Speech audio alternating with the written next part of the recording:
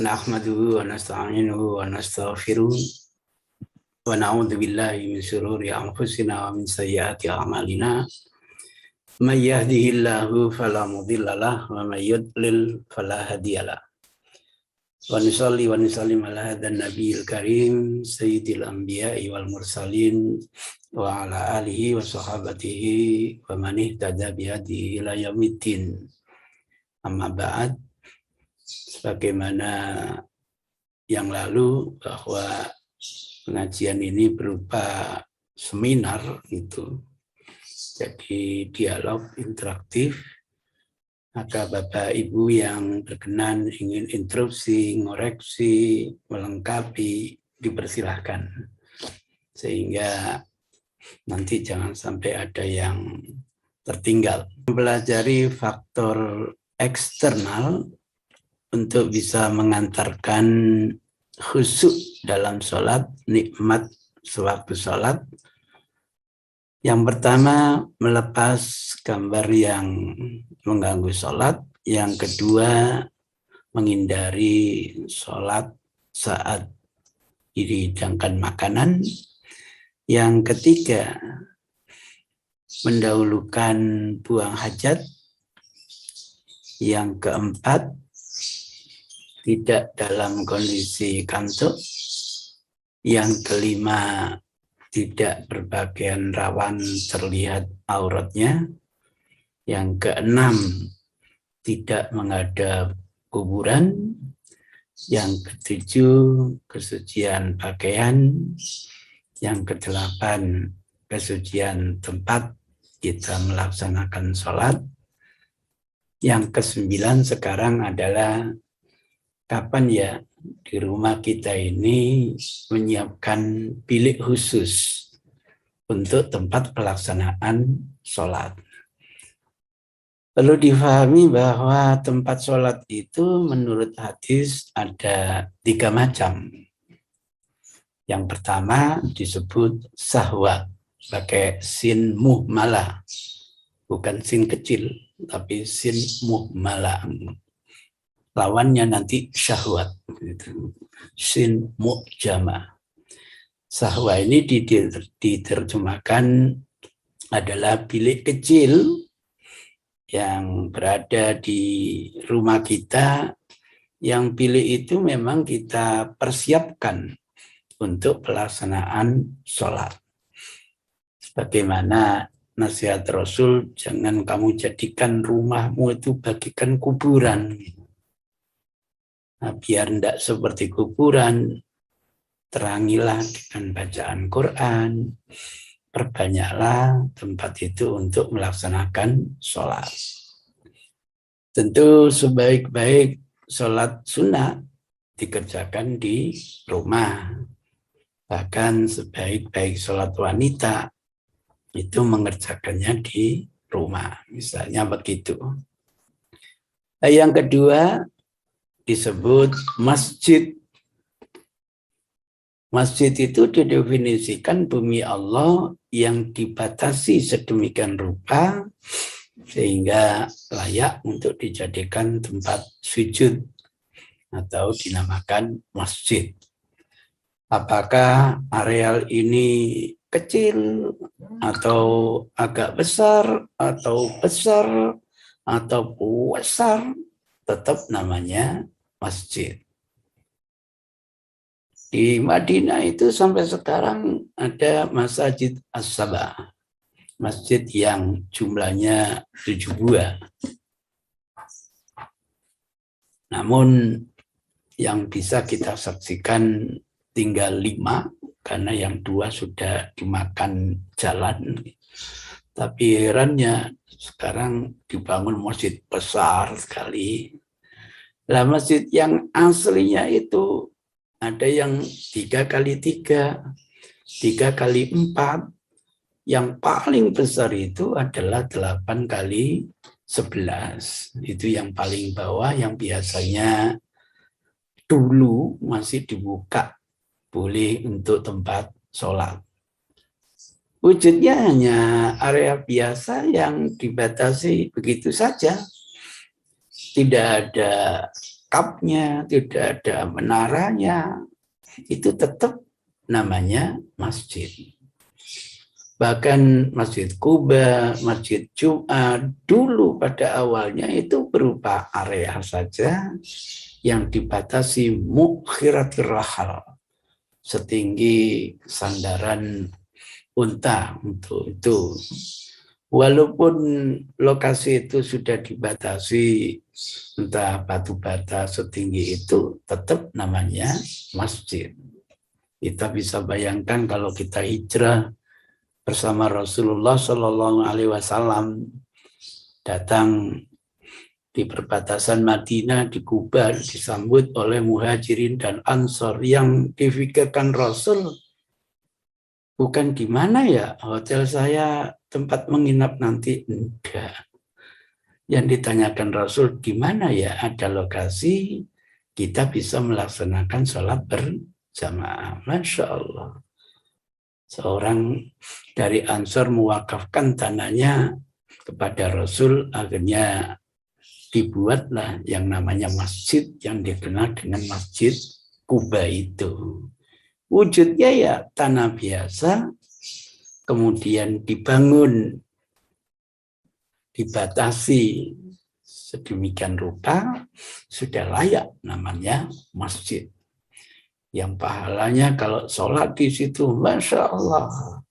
Man tatahhara fi baiti, summa ata masjida Quba fa shalla fihi rakataini, kana ka ajri umrah. Sekali kita datang ke sana, ziarah ke Masjid Quba, kemudian sholat 2 rakaat di dalamnya, nilainya sama dengan umrah. Itu sebabnya dapat cerita kita dari Rasul, ata Rasulullah Sallallahu Alaihi Wasallam Masjid Quba rakiban au masyian. Kadang setiap Sabtu Rasul mendatangi masjid ini berkendaraan, kadang jalan kaki. Ya maklum antara Quba dengan Masjid Haram hanya kira-kira 5 kilo. Mungkin ditempuh dalam waktu 1 jam, nggak sampai sudah nyampe. Itu Masjid Quba. Tidak ada kubahnya, tidak ada menaranya, belum ada tempo dulu. Kita bermalam 2 hari, malam Kamis dan malam Jumat di Quba. Jumat pagi kita berangkat bersama Rasul menuju pusat kota Madinah. Baru saja berjalan kira-kira 1,5 kilo, berhenti kita di situ. Alhamdulillah, babak pertama kali kita mendapatkan syariat sholat Jumat. Maka di tempat itu kita berhenti bersama Rasul, bikin masjid lagi. Ya bisa dibayangkan kayak apa masjidnya. Pagi dibangun, jam 11:30 lah sudah dipakai untuk melaksanakan sholat Jumat. Oleh karena ini tempat turunnya syariat sholat Jumat, maka sampai sekarang masjid ini dinamakan Masjid Jumat. Bapak, Ibu kalau ingin jalan, pengalaman saya sekeluarga itu nggak sampai 10 menit sudah nyampe. Dan sudah kelihatan dari Masjid Quba, oh itu Masjid Jumat di pojok jalan itu. Masya Allah, kalau nggak waktu sholat, masjid ini memang tidak dibuka. Tapi waktu sholat selalu dibuka. Itu gambaran masjid. Biar kita tidak salah kaprah. Bapak-bapak, di Indonesia ini terkejut. Dulu namanya Langgar. Direnovasi, Masya Allah, cukup 600 orang itu. Namanya diganti Musola Baitur Rahman gitu. Saya ketika diskusi dengan takwirnya bilang, eman, kok namanya musola? Loh, gimana sampai itu? Dulu itu namanya Langgar, ganti musola kan sudah pakai bahasa Arab, sudah bagus itu. Kok eman gitu? Emannya gimana Ustaz? Emannya apa? Kalau saya masuk ke tempat sampean itu, saya kan tidak bisa tahiyat musola. Kan tidak ada tuntunan tahiyat musola. Yang ada tahiyatul masjid. Nah, kenapa dinamakan musola? Tidak dipakai Jumatan Ustadz. Oh gitu. Itu kesalahpahaman kita karena nanti nama yang ketiga adalah musola. Musola itu apa? Wujudnya tanah lapang yang kita persiapkan untuk melaksanakan sholat. Biasanya sholat apa ya dipakai Rasul? Kalau kita sholat hari raya, entah Idul Fitri atau Idul Adha, Masya Allah, Rasul sudah punya Masjid Nabawi, masjid yang mulia, yang kata Rasul, sholatun fi masjid hadza khair min alfi sholat fi masiwahu. Tapi kenapa hari raya dia tinggalkan masjidnya menuju ke musola? Saya ditunjuki oleh pakar sejarah dari Suriah, dosen saya yang mengajarkan sejarah ini.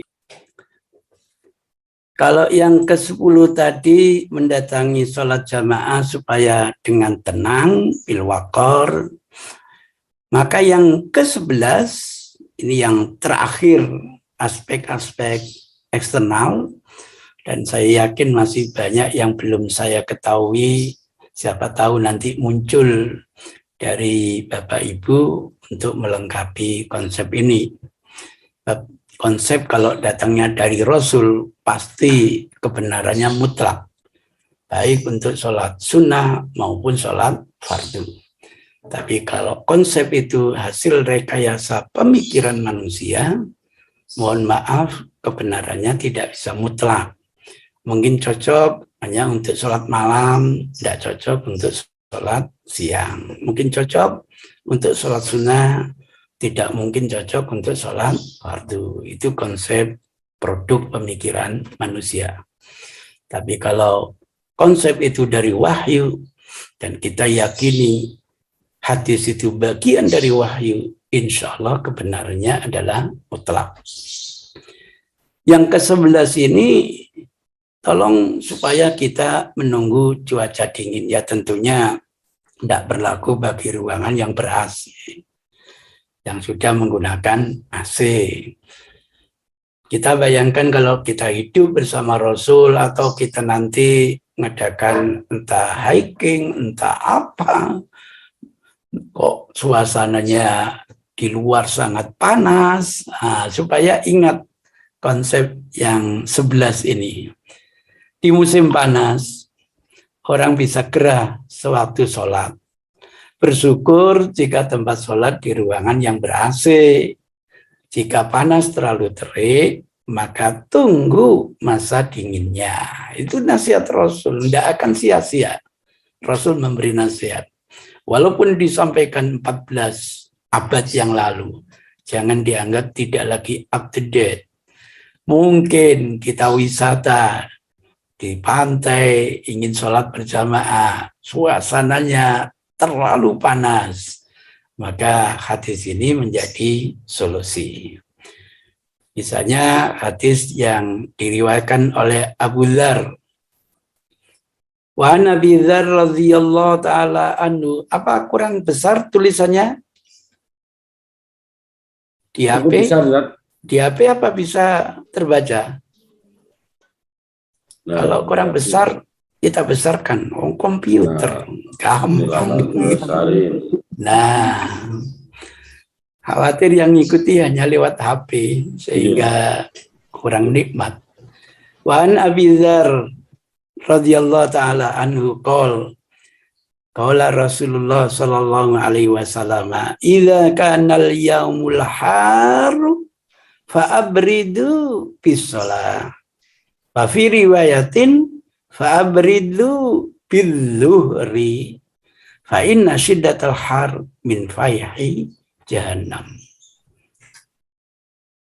Abu Dzar radhiyallahu taala anhu meriwayatkan dari Rasulullah sallallahu alaihi wasallam, idza kanal yaumul har, jika dalam kondisi hari yang sangat panas.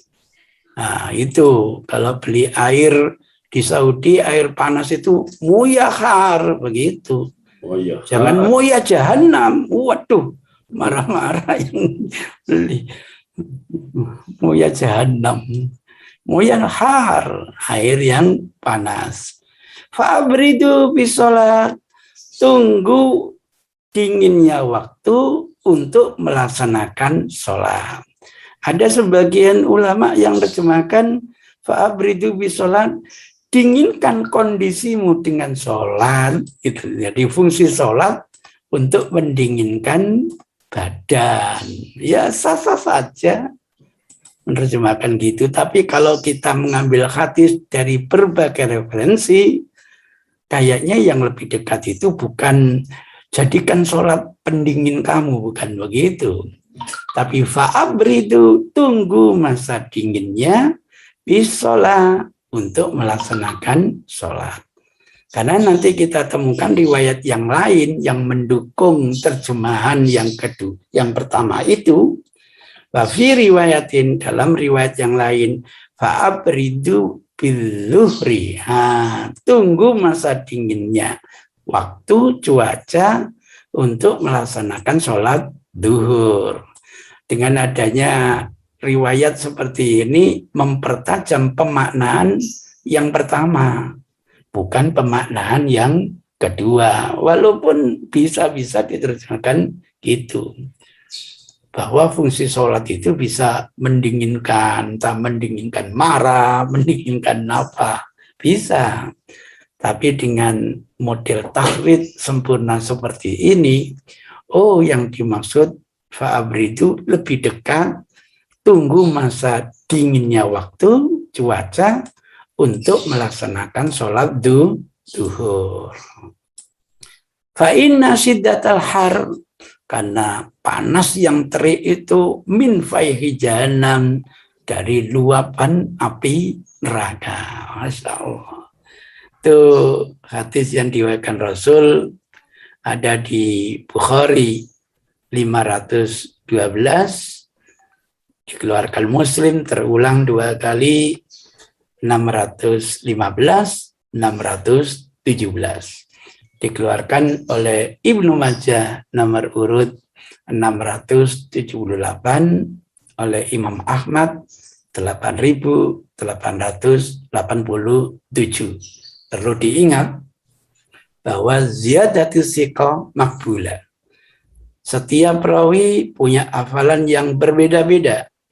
Kalau perawi-perawi itu adalah siqah, dapat diandalkan, kredibel, dhabit, cermat, maka adanya unsur penambahan redaksi dari mereka bisa dimasukkan, bisa disisipkan bagian daripada kesempurnaan teks hadis yang disampaikan oleh Rasul. Artinya apa? Artinya ada perawi itu yang hanya hafal idza kana yaumul had fa'abridu bisalah. Tapi ada yang menghafalkannya idza kana yaumul har fa'abridu bidzuhur. Ada yang meriwayatkannya idza kana al-yaumul har fa'abridu bisalah fa inna siddatal har min faihi jahannam. Nah, ini ada di kodifikasi Ahmad. Ada yang riwayatnya idza kana yaumul har fa'abridu bidzuhur fa inna siddatal har min faihi jahannam. Ada yang hanya titik sampai bidzuhur. Dengan merekrut sekian riwayat itu, kita temukan redaksi Rasul yang lebih sempurna. Dan kalau data yang kita temukan dari Rasul lebih sempurna, tentu pemahamannya bisa lebih valid. Itu nikmatnya kalau kita ingin mentakrid hadis itu, ini bukan dari Abi Hurairah misalnya, nanti dari sahabat yang lain. Saya punya pengalaman terkejut ketika ngisi di Masjid Al-Falah, ada keluhan dari sahabat, Ustaz, tanya, silahkan. Hadis yang menerangkan puasa Senin Kemis itu katanya dhaif. Ya, terus kenapa? Lah, selama ini saya kan puasa Senin Kemis, Ustaz. Nah, kalau hadisnya dhaif, ngapain saya melanjutkan puasa Senin Kamis?